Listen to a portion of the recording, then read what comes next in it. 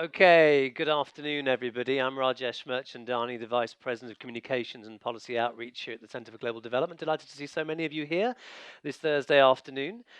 Thanks to our co-hosts also, the American Enterprise Institute and the Centre for Strategic and International Studies for joining us in this event this afternoon. So I've got a little bit of a confession to make. We invited you to an event with the headline... Whoop. Wasn't me. That's confessions for you. So we invited you to an event with the headline, $50 billion in one room. I'm going to be entirely transparent and tell you we don't actually have $50 billion in cash in this room. And actually, even if we did, we wouldn't tell you about it. What we do have, though, are several organizations, development finance institutions, or DFIs, that together represent around $50 billion worth of investments in projects designed to help bring prosperity to communities in developing countries. That's pretty cool, I think. The thing that links them is that they're all publicly funded, and they all have a goal to attract private wealth into development projects. So that $50 billion actually catalyzes a lot more. Where does that fit into the bigger picture of how we pay for development? I just want to show you this little video that we made a little while ago, give you an idea.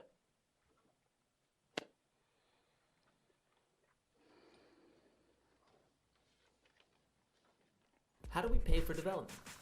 You might be surprised. In 2011, rich countries gave developing nations $161 billion in aid. That same year, migrant workers sent $341 billion back home to developing countries.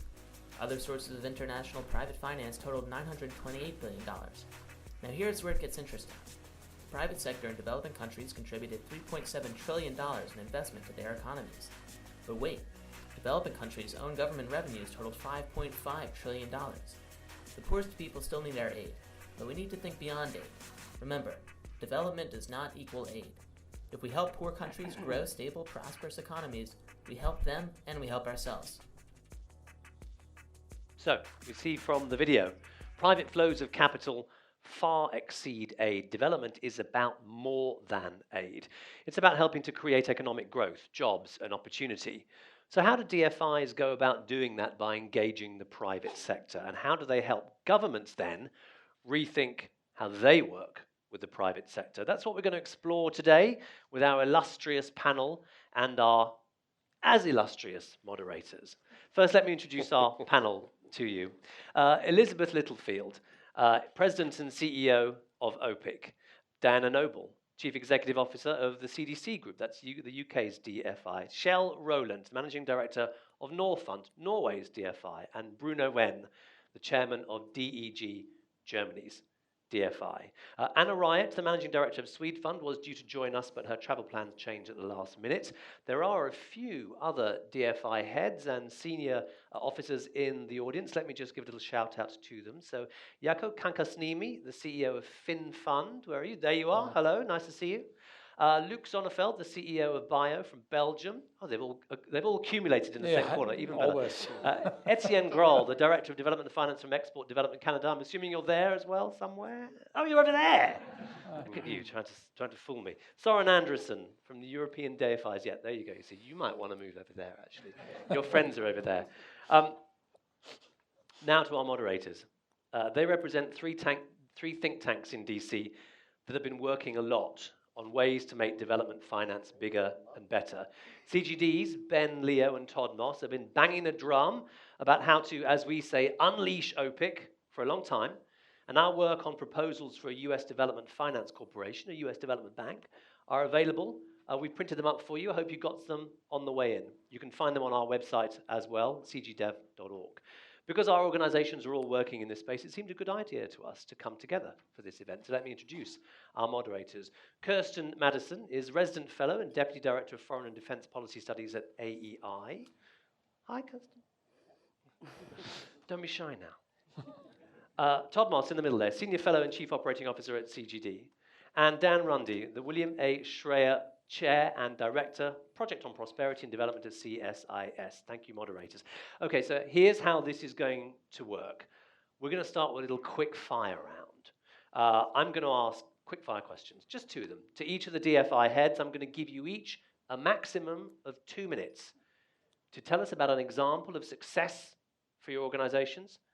And what are the challenges that hold you back from doing more of the same? Maximum 2 minutes each. Then I'm going to hand over to the moderators, and they're going to take it in turn to ask one question to a couple of the DFI heads. But DFI heads, you should feel free to contribute at any time. Don't wait to be asked. We want this to be a discussion. Moderators, you guys will keep going pretty much until we run out of time, and then I'll open up to the audience for questions from you all.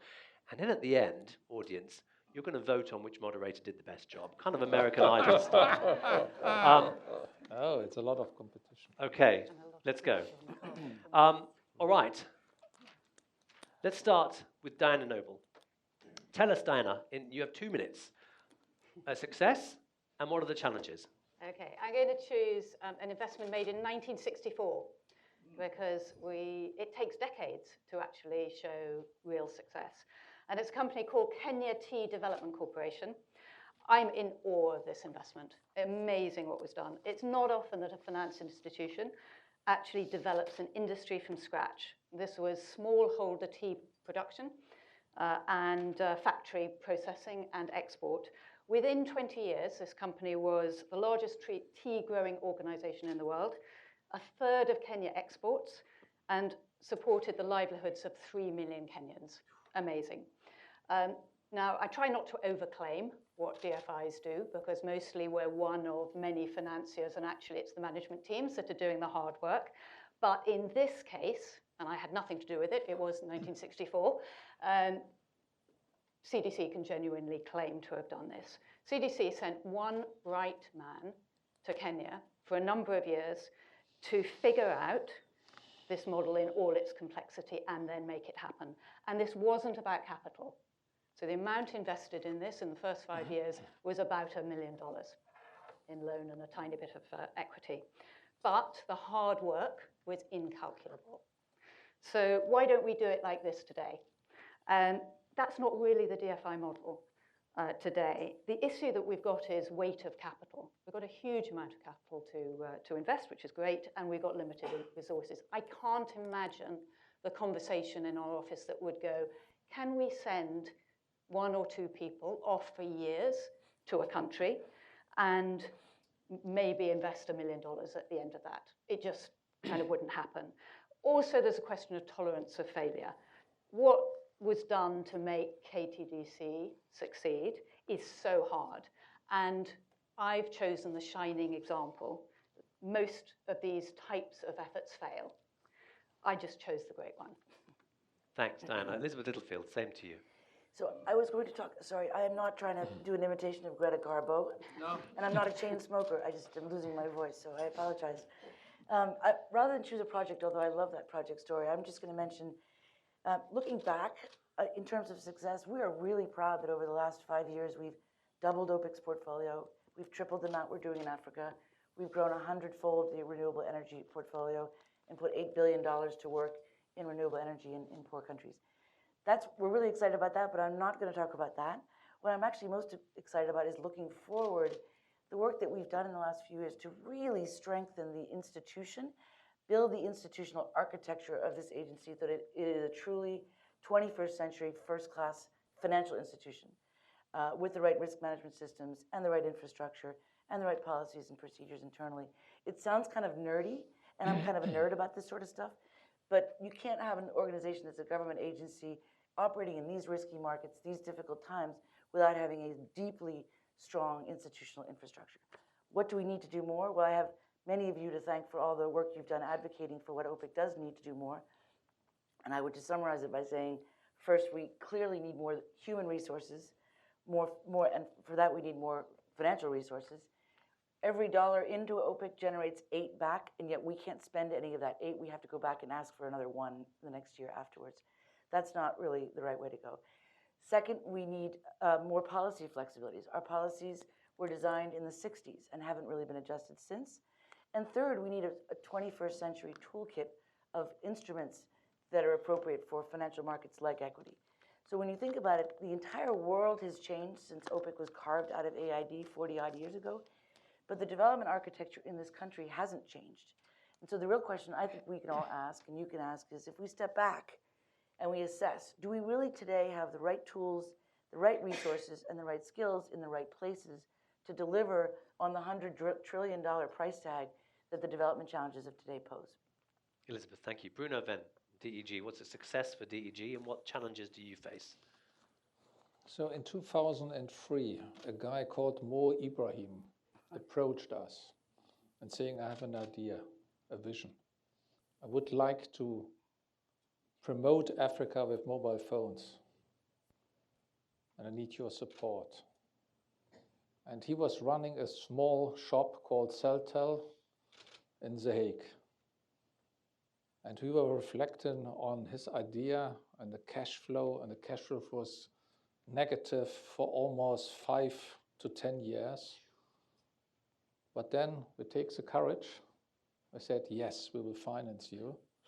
And by doing that, we have laid the foundation for what is today the success story in Africa, the mobile phone system, which allowed the use of new technologies. And we can, to some extent, learn from what is happening in Africa and the experiences. So what are then the challenges? Reflecting today on what we have to comply with in terms of banking regulation, we would never do it again. Because purely on risk management, we would not allow to take once again the courage and finance something which is completely red. And this kind of courage is needed, and we need this kind of space because that's our developmental mandate. And our developmental mandate asks us and forces us to take risk. This is why we have been created. But if we are subject to the same banking regulation than commercial banks, then it's difficult for us to do what our mandate asks us to do. Interesting. Thank you very much. Kjell Roland from Norfund. Your 2 minutes. Thank you. Norfund is largely an equity investor, and this summer we closed a deal together with FMO, which is the Dutch DFI, and Rabobank, which is the biggest agri-bank in the world, to set up an investment company to invest and develop banks in Africa. Basically merging the portfolios that the three institutions had in into one company, $660 million US, setting up a new management company to manage this portfolio, giving them another $350 million to invest over the next 3 to 5 years.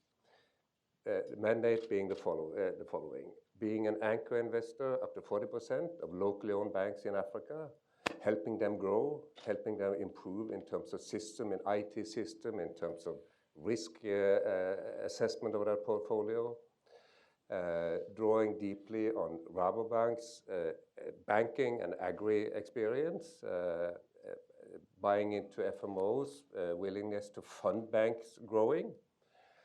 And then basically the kind of banks we're looking for are banks who are willing to work with the unbanked, down into the what used to be the microfinance segments, and willing to lend to SMEs, small and medium-sized enterprises, because it's extremely difficult in Africa for SMEs to get funded to grow, even if they have even if they're profitable. And then in some places where it makes sense, also to build an agri portfolio, help the agricultural sector grow. And what's important beyond this? This is an evergreen. It's not a fund thing. It's not like 3 to 5 year holding period. This is a evergreen company. So it will be there for the long term. We may not own each particular bank forever, but we can own it for the long term and anchor it with a highly qualified owner who know how to develop banks. I can come back to that. The challenges that I see going forward for us is bridging the gap between the stakeholders that we have in Norway and what we need to do on the ground. Norway, as this country, is one of the most developed in the world. And all the issues that we struggle with on the ground, Norway solved, and Norwegian politicians and civil servants solved 50 to 80 years back. We have a development debate in Norway which is very sort of inward-oriented. It's much about ourselves. And it also, and this is not criticism, it's more an observation. The debate very much reflects the fact that the commonality between what makes sense for Norway and what's on the agenda and the priorities in Norway and what makes sense in Uganda or Mozambique does not all resonate. And there are no connection at all. So for that reason, for us to explain what we do and how we do it, is a continuous challenge. And at the present also the fact that for the reason that everybody understands that private sector is important. Everybody understands that in the longer term it's all about jobs, jobs, jobs. There's no way a country can grow out of poverty without jobs, without a profitable private sector. So we see that also the traditional aid people are moving into this space. And that's a challenge to us because we're afraid that they simply don't have the skills, they don't have the understanding of how private sector works. And it's not, and the argument is not that we don't need aid, we need aid for health and education. So it's more in this new aid architecture or this new policy environment, understanding what aid can do and what DFIs and private sector can do. And that sort of understanding that borderline and the division of labor and how it can complement and not overlap, that's one of the big issues that we have on the agenda going forward. Okay, Kjell, thank you very much. DFI heads, thank you very much. Moderators, I've warmed them up for you. I've softened them up for you. You're up. So you're going to go down the line, one question each to a couple of them, and then we just keep going until we run out of time, and then we'll open up to the audience for questions. Kirsten Madison, why don't you go first? First of all, thank you very much. I think this is a wonderful opportunity to understand a very important area of work that I think is misunderstood in some ways in this town in particular. And I'm going to start there because most recently was an oversight person on Capitol Hill, and I've spent a lot of time with Elizabeth's team, frankly, talking about the way ahead for OPIC. And I think in this country, many Americans look at foreign assistance and they're very comfortable with humanitarian assistance. They're less sure that development assistance works. They're not entirely 100% sure what OPIC does and how it's differentiated from those things. And sometimes people will lump OPIC into sort of a corporate welfare basket, which I don't do, but it happens. And I think one of the things that I always thought was missing in the dialogue about these issues on the Hill, frankly, was something beyond the portfolio and the specific projects, and helping people to understand how the DFIs actually help to move the needle, right?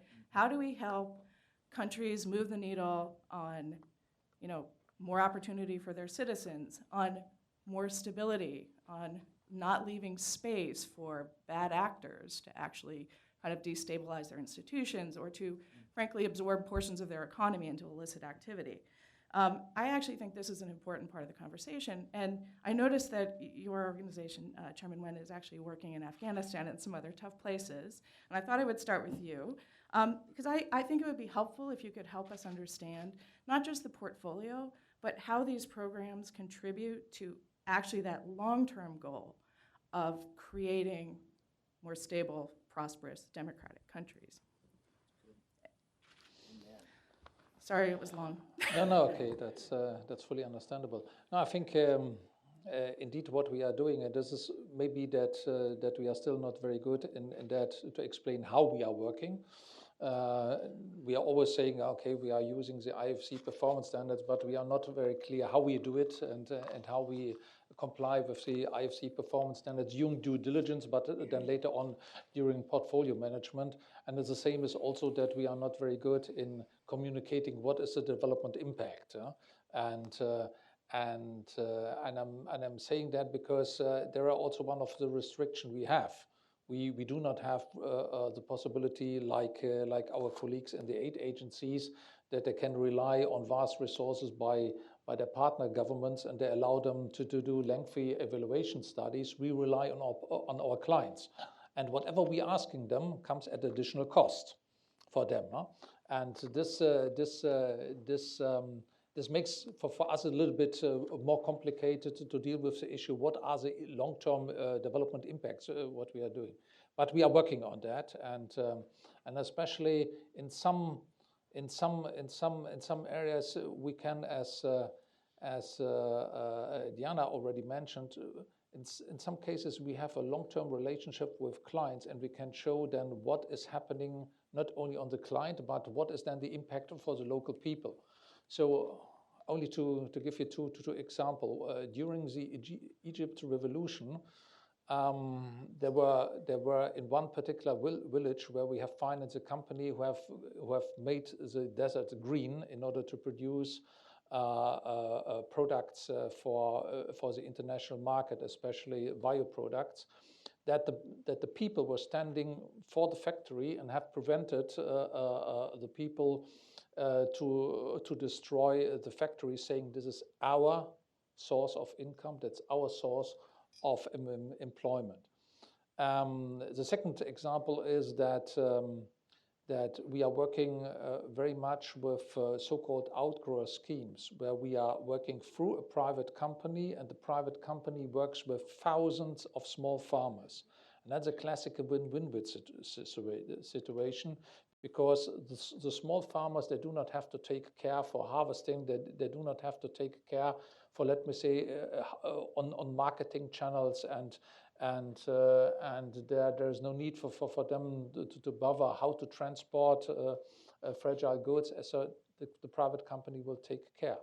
And so then the question always is, what is then in for the private, for the small farmers? And if you go there and ask them, so for example, who is now the owner of a bicycle?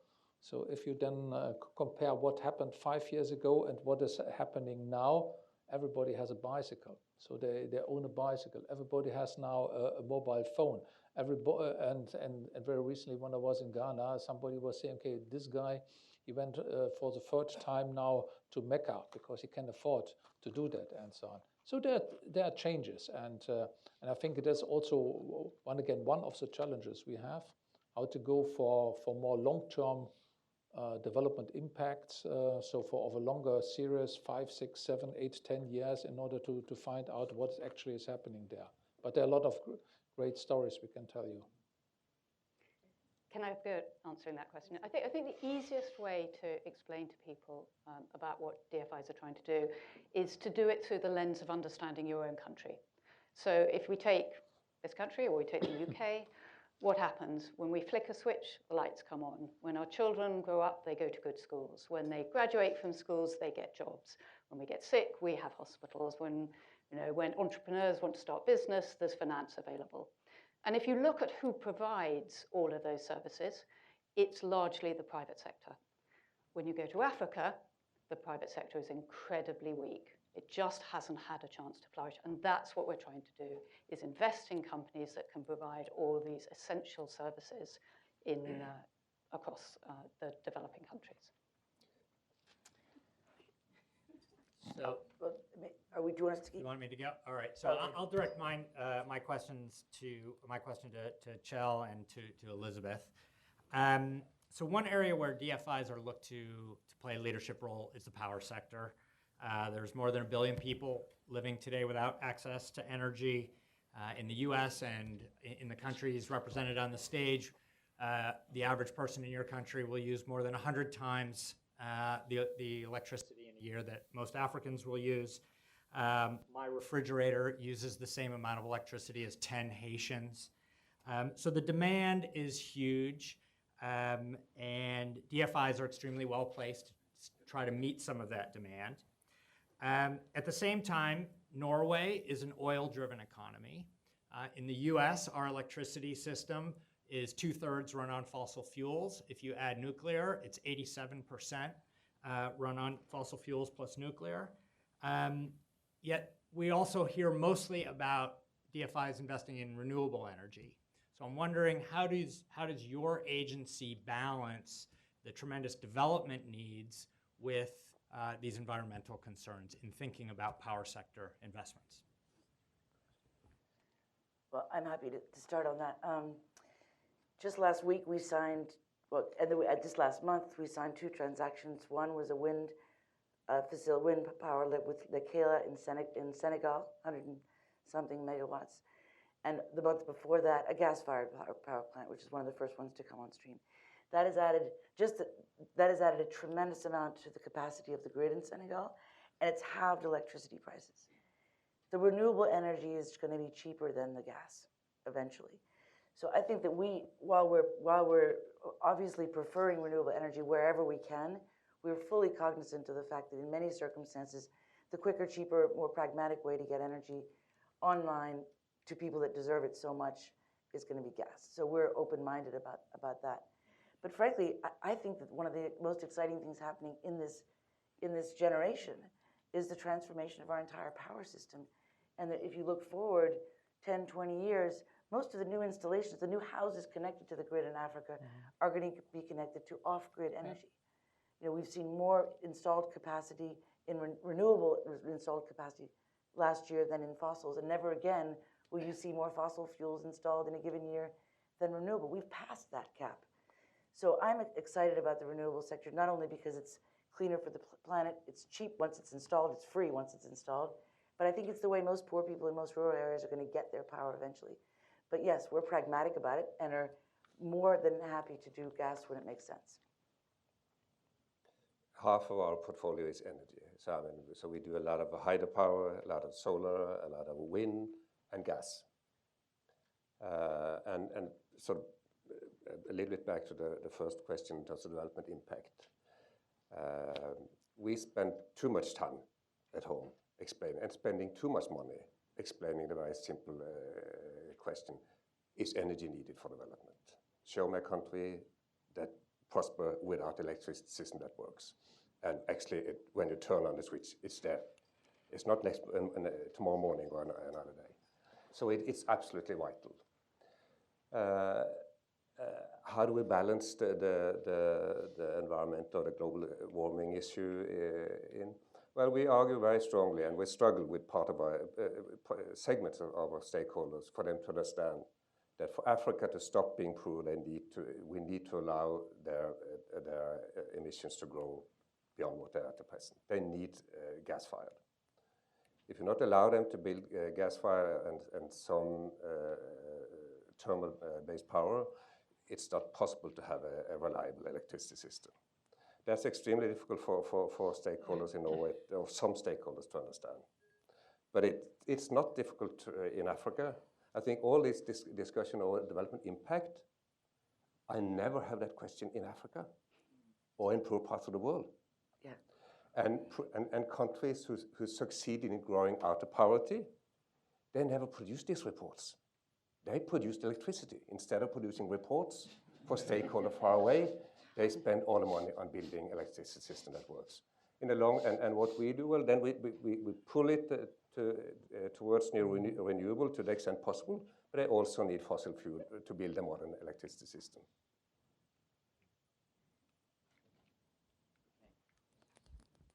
Thanks. Kjell, that was getting very personal. I need to be employed for a while, Kjell. I mean, we need to keep writing reports at think tanks. But so, thank you. But I want to. I've been a consultant in my former life for 20 years. Right, exactly. So you resemble that remark. Exactly.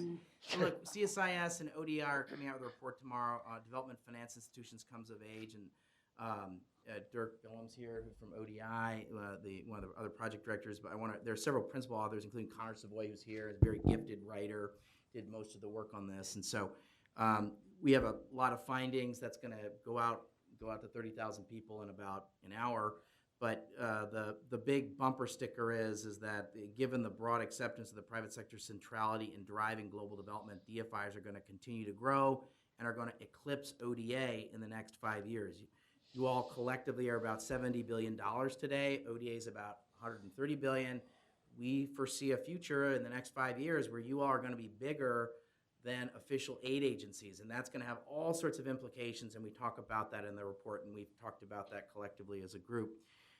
Kjell, I want you to tell the story you've told me before about Norwegian ambassadors and the kinds of conversations you had 15 years ago, what kinds of conversations ambassadors had 15 years ago and the kinds of conversations they have today and how you're involved with them.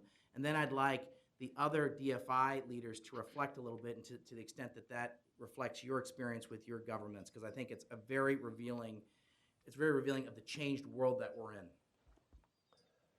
That goes back to what I said before in terms of what's the policy agenda in Africa. Do we need to explain to them what development is? Never.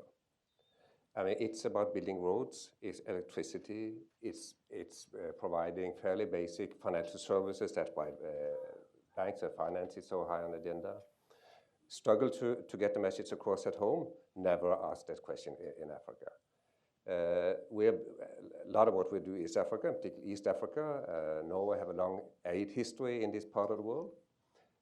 In Tanzania, in Mozambique, in these countries, Norway has been there for 50 years, and we've been very generous as an aid, as a donor. And before, of course, actually the fact is, if you go back 25 years, the biggest embassy, Norwegian embassy, any place was in Tanzania. Because they were managing big money, and they were important. And at that point in time, when the Norwegian ambassador called just any minister or even the president, can I have a meeting? Can we have a discussion? Well, the answer was yes. And they kowtowed and listened and to, whatever. Today, that's all over. I mean, they have problems booking these meetings. When we're in town, Norfund. And when we bring co-investors, private sector with us, building energy or financial sector or in agri-sector, no problem. So the message back from the ambassadors today is exactly this to our minister and to stakeholders at home. I mean, the only way that we can remain a partner that countries and politicians and governments are willing to listen to, and maybe even listen when we preach what's important for us in terms of human rights and gender policy and so on, is for private sector to be there. If we go on, the old aid route, traditional aid, we won't have the meetings, and they simply won't listen to us. So I want to quickly just say, I know that everyone in this on this panel would agree there is a critical role for ODA, and I know you mean that as well. But I would welcome Elizabeth, Diana, or Bruno, if any of the three of you would just reflect a little bit on sort of this changed world in terms of how your governments, when you come to a host country government with an investor in tow, is that welcomed? Is that different? That's just, I think it's very revealing, Kjell's story about how the world has changed. I'd welcome your all reflection if that rings true for you. I think we just hear again and again that government's number one priority in Africa is jobs. I mean, imagine running countries where the demographic is producing so many young people and where the jobs aren't there for them. I mean, the chances of civil unrest, forced migration, and just instability is enormous. It is their biggest challenge, and that's why the need is so great and why the quality of dialogue is so good. I would say that just when I arrived at OPIC 6 or so years ago, a lot of the ambassadors and State Department folks would say to me how surprised they were that when they met with other heads of state, that the other heads of state had heard of OPIC. And what we realized is that we're actually incredibly well known in 160 countries throughout the world, far better known than we are in Washington, D.C. So we've been working on that a little bit, thanks to the work of all of you as well.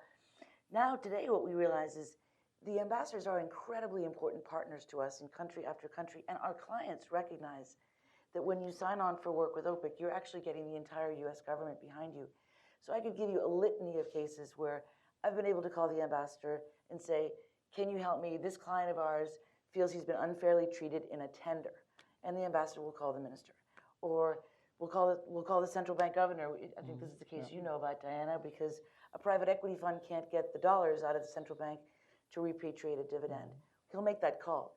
So we actually have a growing recognition today, much different than it was a few years ago, that the ambassadors are out there to work in partnership with us in the service of what the countries want most, which is U.S. foreign direct investment.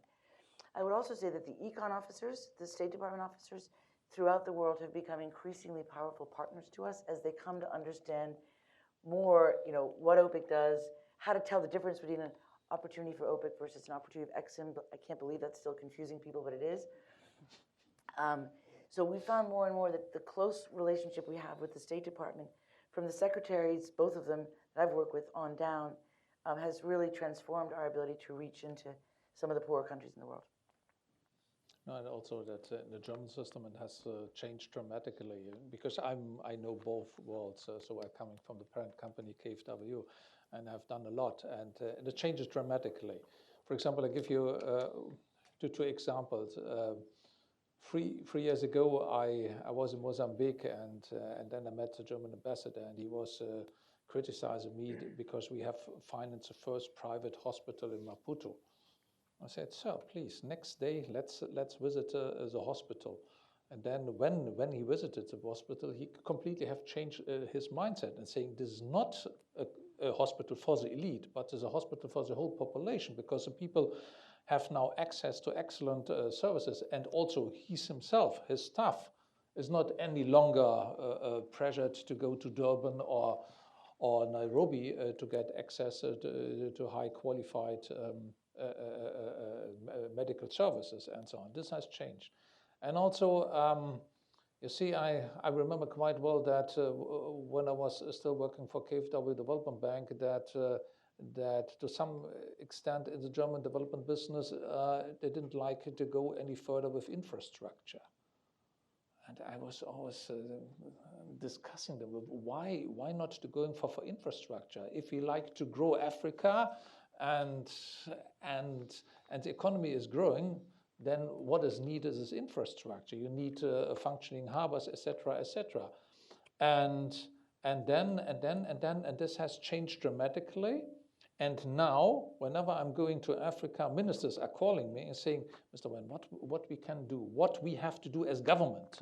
So how to create much more opportunities for the private sector, and that's good because they have understood that in order to create jobs, they have not only to create the environment conducive for the private sector, but also they help to create then or to improve the competitiveness of businesses. And this one again is also an issue of infrastructure. So it changed a lot to the positive. Kirsten, let's go back to you. Great, thank you. I think I'll start, if you don't mind, since I know your organization works quite a bit in Central America, by directing this question to you. So in 2010, the UN put out this, what I think is a kind of an incredible report about the globalization of crime. And it really focused on illicit business, and some of it terribly pernicious, terrorism, trafficking in weapons, but also some of it illicit business. And I've kind of seen this all over the place. It's illegal fishing off of Ponape, off of West Africa, illegal oil lightering in Nigeria. But in a region like Central America, you do have that sense that there is real pressure on the economic system from the illicit side. It could be illicit traffic in illicit goods, or it could just be illicit traffic. And to me, it looks like a strategic challenge, and maybe a challenge to the work you all are trying to do. And I'm curious about how you see that, since you're working in a region where this is an issue, how you see it, if you think we understand that as the challenge that it is, and how you begin, because all of this diverts resources from states, right? It's part of the challenge of illicit activity. So how do you begin to move the portion of that that's not actual criminal behavior into the illicit sphere? And is there a role for the DFIs in helping to fill economic space in a way that helps to counter this? There's certainly a role for DFIs, but in many ways far less of a problem for us than traditional aid. We choose our partners, and when we do a due deal on a project in Central America, in Nicaragua, we'll spend whatever resources needed to understand who are these guys, what's their business practice, do they pay tax, how is their accounts audited, and then go back and see and where did the money come from in the first place. And if we are not able to establish and answer these questions fairly convincingly, we will not move forward with them. On the other hand, one of the reasons why we are a very attractive investor with a lot of these locally owned companies is that we're a DFI. Because a DFI on the owners, as part of the ownership in a company, well, the message is there is a zero tolerance for corruption. There's no way you can get around it. And we're willing to lose the whole investment if needed. So, and then, of course, corruption is like, I mean, if you don't start it, I mean, it's not there. If you do it once, you pay once or twice, well, I mean, that's like any other kind of junkies. But with a DFI on a board, well, I mean, the signal goes to the market that, I mean, there is no way. I mean, don't even try because it doesn't work. And I think that's why, one of the reasons why we're setting standards. I mean, we're spending a lot of time on governance, improving governance, of course, making sure they pay taxes, they operate, I mean, they behave decently with, I mean, in terms of health and safety with their employees and what have you. So I think that's beyond the money that we sort of deploy. I think this is one of the biggest development impact that we have with setting standards. Right. So this is a little bit of a nerdy question, but it's for Diana and Bruno. Elizabeth mentioned earlier that OPIC's not allowed to take equity positions. This goes back to a rule from the Nixon administration. But there is, I think, a generally healthy debate in Washington, D.C. with legitimate questions about whether it's appropriate for the U.S. government to own stakes of companies in foreign countries. That's a concern that a lot of people on Capitol Hill have. And so I think it's worth, for those of us that are advocating for OPIC to be allowed to take equity positions, I think we have to make a pretty strong case. There's a pragmatic reason for that, particularly in the low-income and highest-risk markets where OPIC can only issue debt. And it looks, at least to those of us looking at that, that's pretty constraining on OPIC. It means they get pushed out of a lot of places, pushed out of a lot of deals. So I'd be interested in your agencies in those very low-income and very high-risk markets.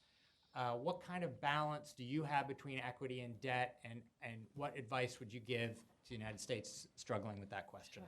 Should I go first? Because CDC is primarily equity rather than debt, as is Norfund.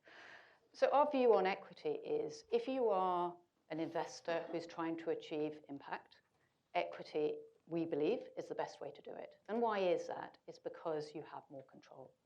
You sit around the board table with the managers. You get to determine strategy. You can change management if you want. You can change board if you want. You can change strategy if you want. And that's what we try to do. We try to be very, very close to companies and set standards and try and make sure that strategies are as impactful as possible.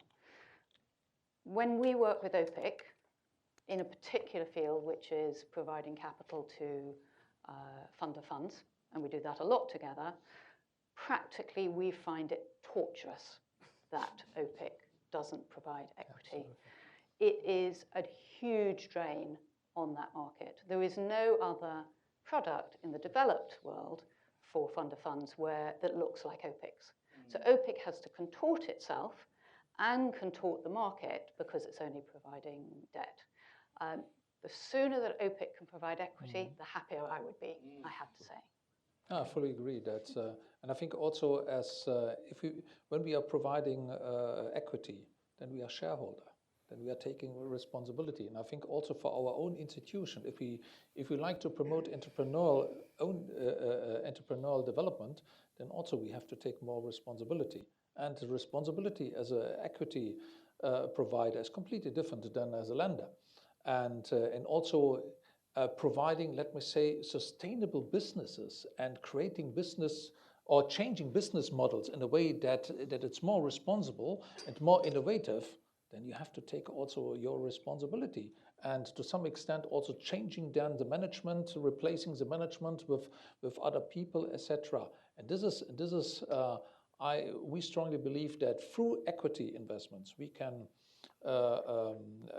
create the highest development impact in these companies. And we have a lot of wonderful examples where companies, they have grown from a very small, medium-sized business now to one of these largest multinational banks. I just came from a debate with my German ED and the World Bank, and she was saying, oh, the IFC is is once again financing Indorama and saying, do you remember that 27 years ago we have financed Indorama? There's a company in Thailand. Nobody was willing in Thailand to give them a cent of long-term finance, and we did it with equity, and we've helped them. It was a nightmare for them, and they're always telling us, because we, right from the beginning, we insisted that they have to do it in a proper way in terms of corporate governance, in terms of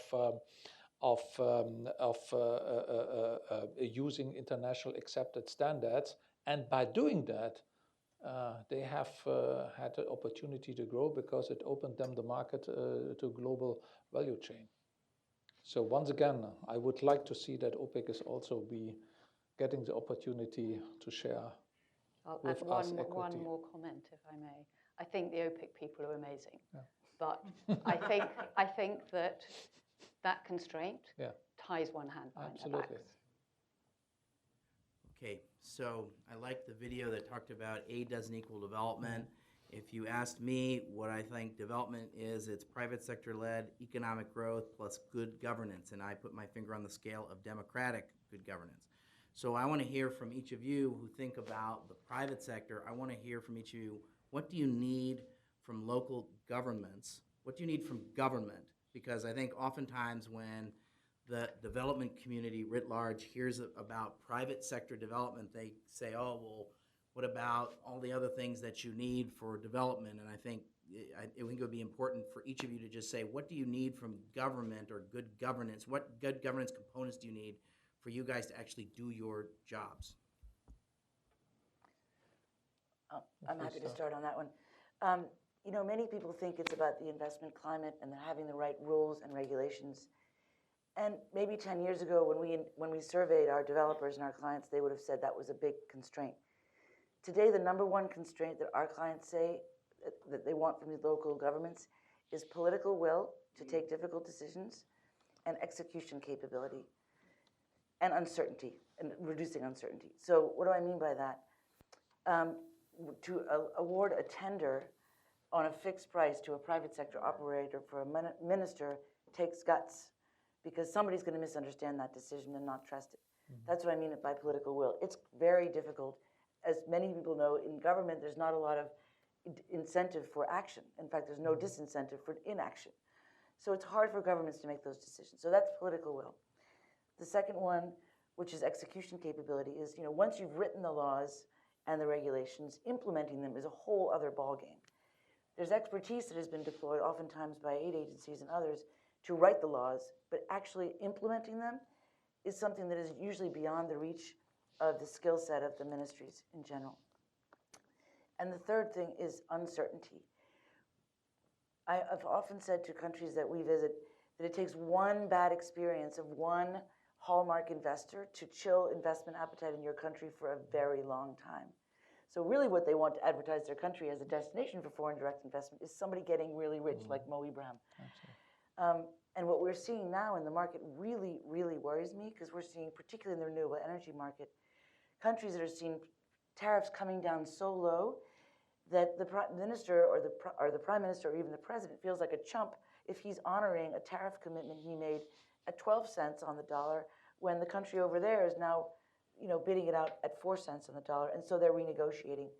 So renegotiating contracts, not respecting the sanctity of contracts, creates so much uncertainty, and I think we all know that uncertainty is the number one enemy for investment. So the combination of these three things, I think from our private investors, would be absolute top of the list. Political will to make difficult decisions, execution capability, and creating some certainty and consistency. They would much rather see a poor policy framework that's stable than a great one that may flip. I think also that to some extent we always have to substitute governments.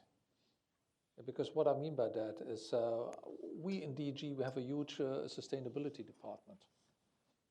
My parent company, KfW, doesn't need a sustainability department for the domestic business, because we can rely on the government.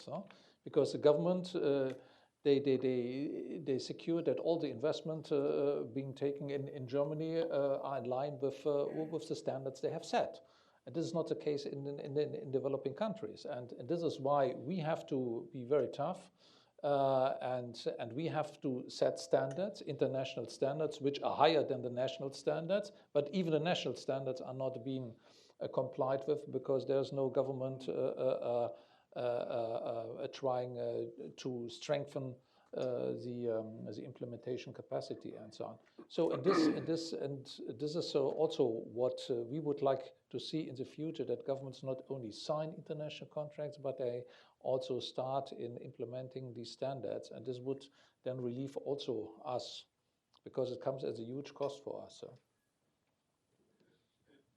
Okay, moderators, you've done such a good job of extracting substantive, comprehensive answers from our panelists that we're going to have to turn it over to the audience now to give people time to ask questions as well. And also make sure that we can get everybody out to have a drink at the reception that we're hosting at 5:30. So I see a few hands going up already. What I'll do is I'll take 2 or 3 questions at once, and then we'll put them to the DFI heads. Please, if the microphone comes to you, if I pick you, announce your name, your affiliation, and then I encourage you to avoid long statements and go straight for the killer question.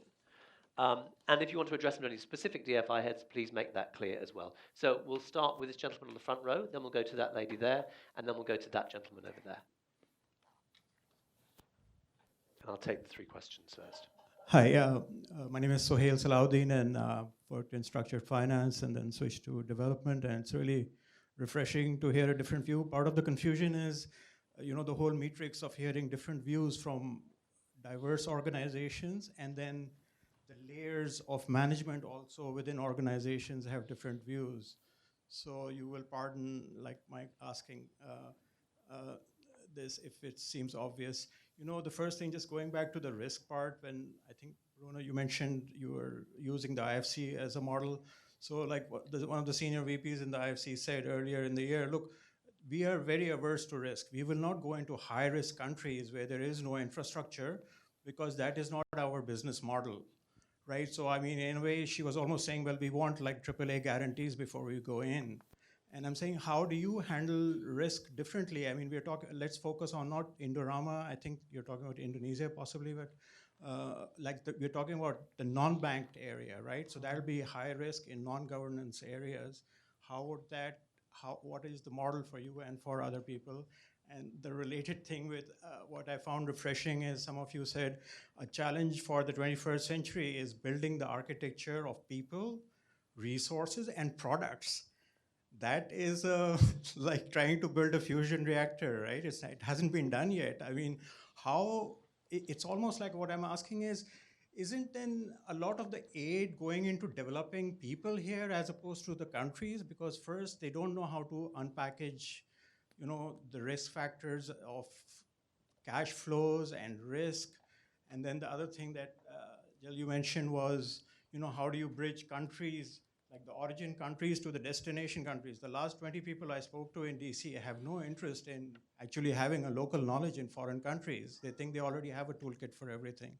So how are you going to handle that without actually making the development budget targeted to development experts as opposed to the target countries? Thank you.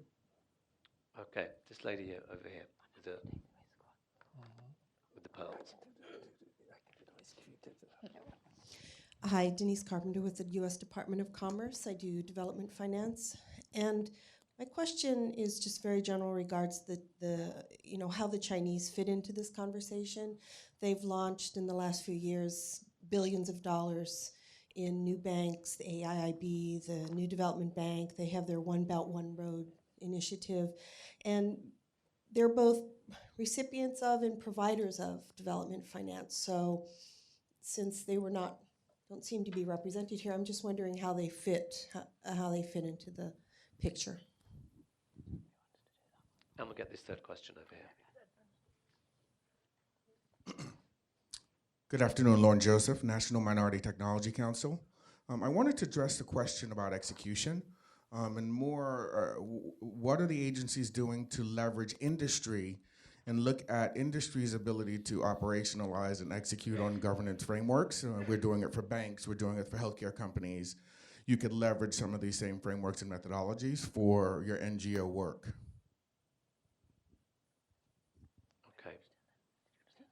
Diana, you want to Okay, start? shall I go with risk to start off with? So, yes, the gentleman there. So from CDC's perspective, hard countries are our model. We've agreed with our shareholder that we will only invest in Africa and South Asia. And even within that, we have a methodology that gives us more credit for investing in the harder countries than the easier countries. So as a result, our new strategy portfolio is very weighted to the harder countries. And how do we handle that? It's all about the caliber of the investment professionals that you've got.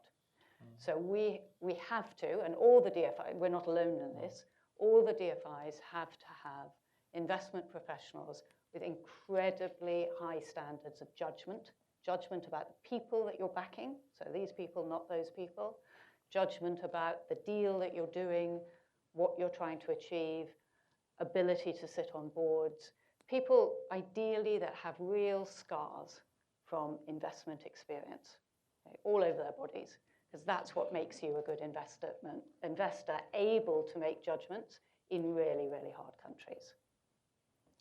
Can I do the China question? And I may be a bit controversial, maybe my colleague doesn't support me all the way through.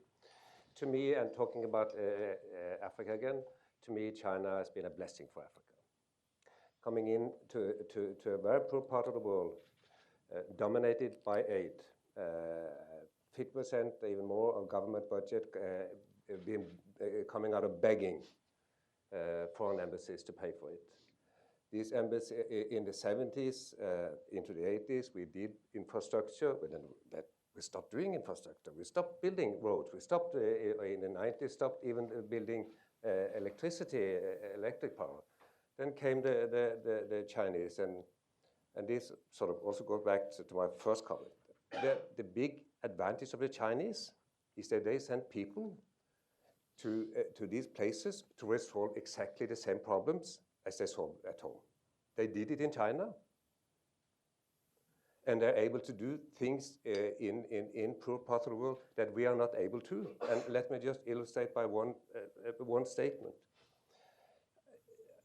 I would strongly maintain that today it is absolutely impossible to put together a consortium of Western banks to finance a railroad to be built in Africa.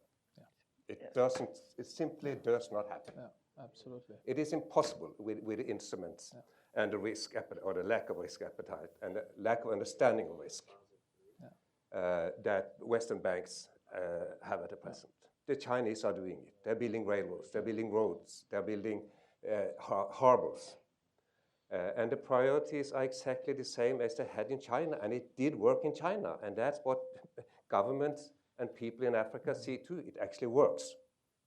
We send people, and again, sorry about the reports, but I mean, a lot of the time when Western aid leave, there's a pile of paper, and that's it.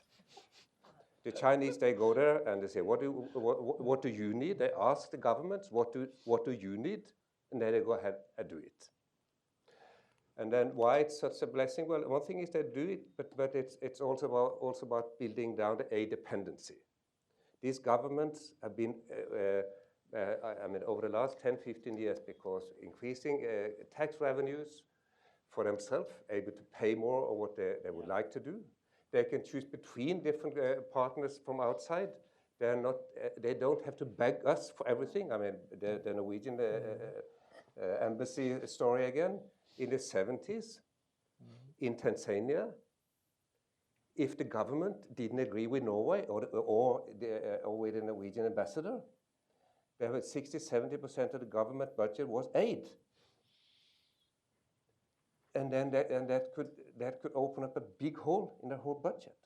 That's not the case anymore. And China is part of that story. And there's a lot of things that you can criticize about China. Of course, as any other country, and the way they operate on the ground, and there's too many Chinese and too few local. All of that is also true. Yeah. Kjell, I just want to follow up on a point there. What needs to change then to get Western banks to invest in building a railroad in developed countries? What do you want to see? May I take it up here?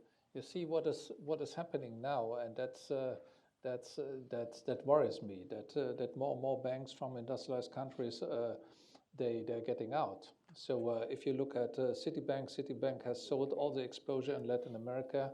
HBSC has done the same. Barclays on the process of selling everything they have in Africa. And that's due to two issues. One is the banking regulation. So they have to focus very much on their home market. And secondly, also because of the risk.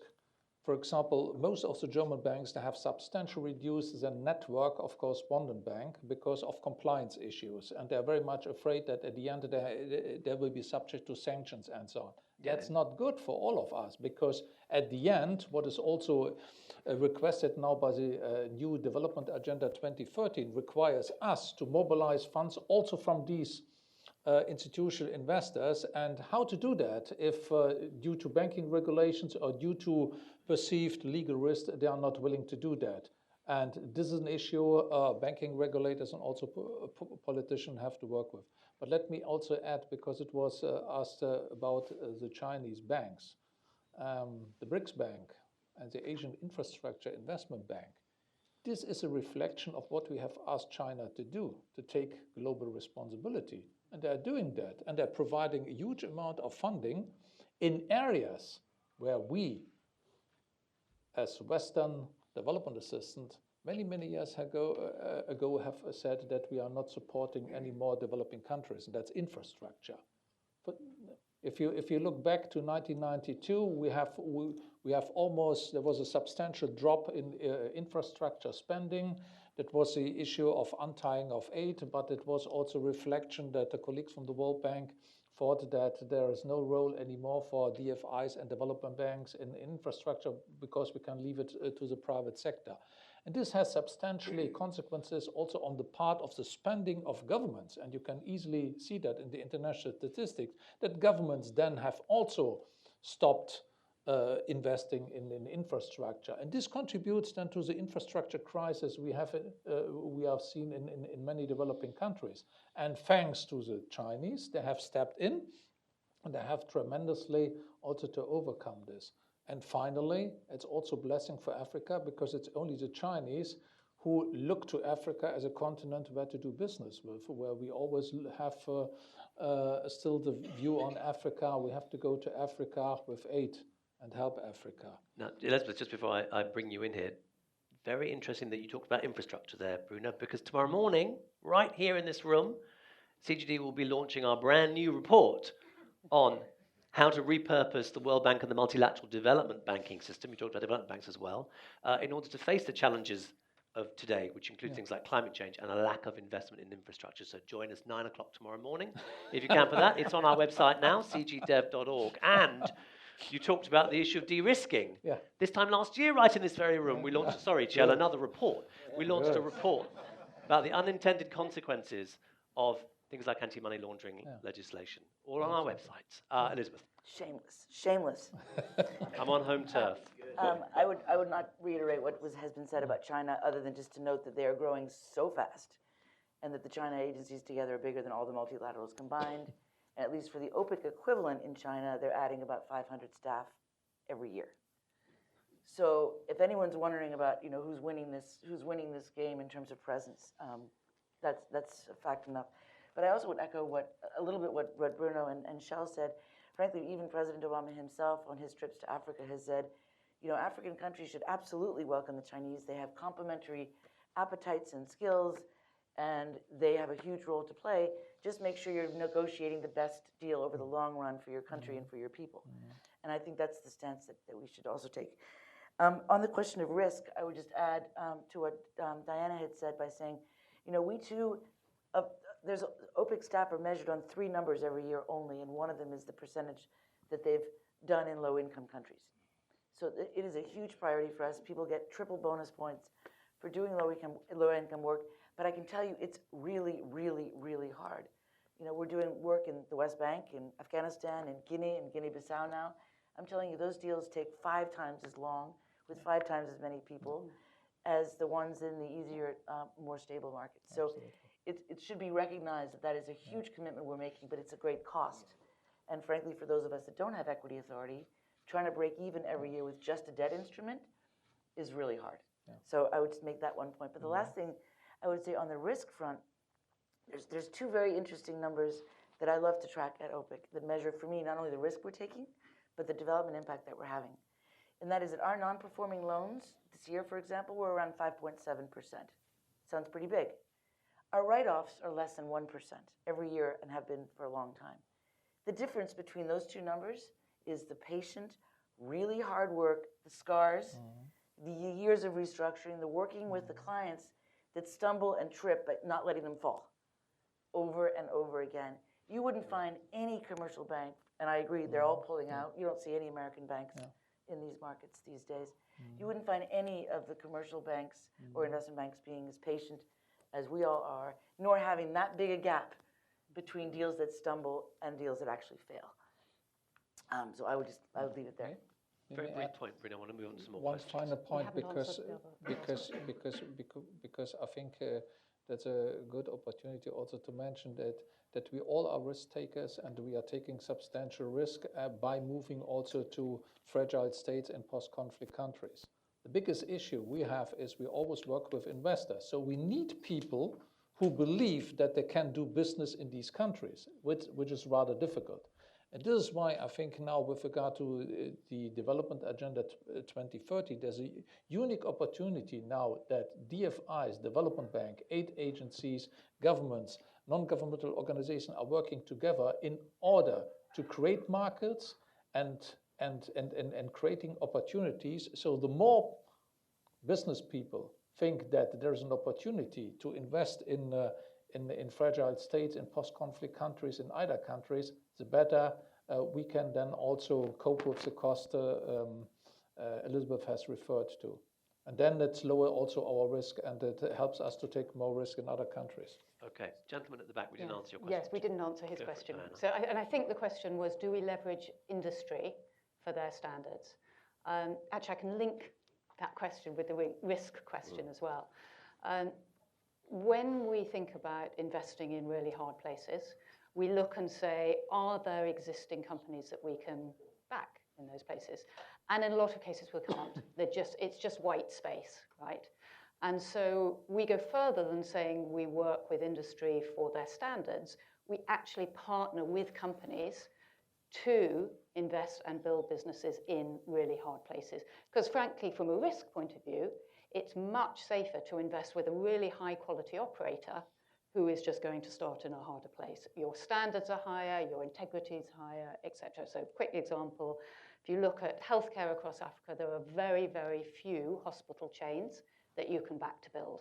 It's just underinvested in. If you look around the world, which is the area that has the highest quality health outcomes for the lowest cost, it's India. And so we've gone around and talked to a lot of the India specialty hospital chains to say, can we partner with you for Africa? And we think that's a much, much better way of developing businesses in really hard places. If there's one other DFI head who has a response to that question, brief one, I'll take it. Otherwise, we'll move on to some other questions. Okay, no takers. Great. Okay, let's get gentleman in the blue shirt, and then gentleman here in the first row, actually. I am Ted Moran from Georgetown University, and the evidence increasingly shows that the difference between rapidly growing developing countries and less rapidly growing is the extent to which they are integrated into global supply chains. Is there a role for DFIs to help and facilitate this integration into global supply chains? And as a special question for Elizabeth, is this an area where you need more flexibility?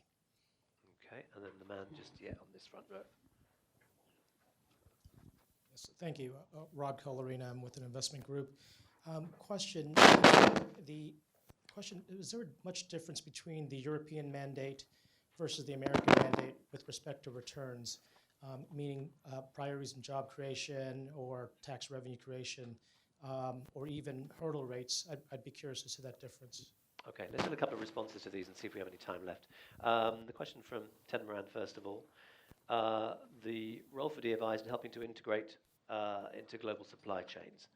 Who wants to take that? Yeah, that's one of our role. This is why it's so important to insist on that our clients accept international accepted standards, because this is the first issue. Otherwise, they will not be accepted. And then we have to help them, because accepting is one issue, but being able to implement these standards, there's an issue. For example, we have done that for some of the textile companies in Bangladesh, and now these companies, they're investing then in Africa. That's great. That once again shows that some of the developing countries and emerging countries, there's a lot of competence which is better suited to some places in Africa than maybe to get a German company to invest in Africa. And we have seen that over time, this is now very much important. If you do not have accepted standards in place, so the setting standards, this is very important. And if you do not be able to show over time that you adhere to these standards, then you have no chance to be an accepted part of an integrated global supply chain. Maybe I'll just say one sentence on that. You know, one of our challenges is that U.S. companies tend to stay at home more than companies from other countries. And so when you look at the total U.S. Sit back, relax. Maybe somebody else should take this question. When you look at the total U.S. foreign direct investment into emerging markets countries, 0.07% of it, 0.07% goes into low-income countries. So if we want to work in low-income countries, but we're working with American companies, it's very, very challenging for us to find opportunities that we can pursue. My colleagues here are able to work directly with local companies. So in fact, that would be a policy flexibility that would dramatically enhance our impact on the lower income countries where it's simply impossible to find any U.S. presence. Should I ask the second question? Yeah. There's not a US versus European model here. I mean, in Europe, there are 15 different DFIs. They're quite different in size, in scope, in a strategy, from being regulated banks to purely investment companies like us. And in terms of return requirement and hurdle rates, I mean, there's no uniform answer to that. I think, in fact, one of the beauty to me of the DFI community is that we're so different. And we provide different, I mean, we invest with different partners. We are specialized. I mean, we have Swedfund over there. I mean, they have a big forestry industry in Finland. Well, so they're able to move with and do forestry in places where nobody else can do. I mean, and in many of the poorest parts of the world, I mean, we basically are the substitute for lack of a local capital market and investors. We come there with different skill sets and looking for different kind of deals, and talked about IFC before. IFC typically do much bigger deals and tickets than the rest of us, have a different role. I mean, and sometimes we compete, sometimes we cooperate. I mean, there's no rule to that, and I think that's really the beauty. I mean, it's not like there is one size that fits all. There is no blueprint in terms of how a DFI should look like. If I just can jump in on that and just give a shout out to Soren and to the European DFI Association. You know, OPIC was never understood. It is me. Be careful. Okay. It might just be OPIC was never understood to be a DFI until recently. So we were not part of the DFI club. We weren't. No one had ever really knew what we were or how we worked. And the brand was kind of like Exim, but not really, which is not much of a brand. So I think, frankly, it's been really, really wonderful for us as we've tried to clarify our role as a development agency, as a development finance institution, which is hard to do. But it's been really wonderful to work with our fellow DFIs in Europe who have been kind and welcoming of the little Americans coming along and knocking on the door and asking to be joining their club. So I just want to give a shout out because the EDFI group has really done an extraordinary job of coordinating, and has made it much easier for us to work together with you in coordinating things like how do we measure development impact, what are our environmental and social policies, how do we do due diligence, how can we share engineers, and things like that. So it's been a very helpful part of the community to be involved with. And we've lent you a golf trophy for 2 years. That's right. So at this point, we have a couple of minutes left. I'm just going to ask any of the other DFIs in the audience if anyone would like to kind of give a couple of, 1 minute of comments on what you've heard this afternoon. You don't have to by any means. You can talk about it privately over a drink in a couple of minutes. Okay, I think that's a no. Okay, so ladies and gentlemen, we invite you to join us for some refreshments out the back. But first, I would like to ask you to say thank you to our DFI heads.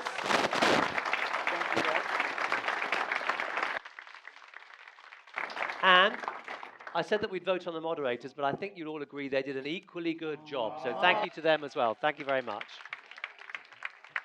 Thank you very much. Thank you. That's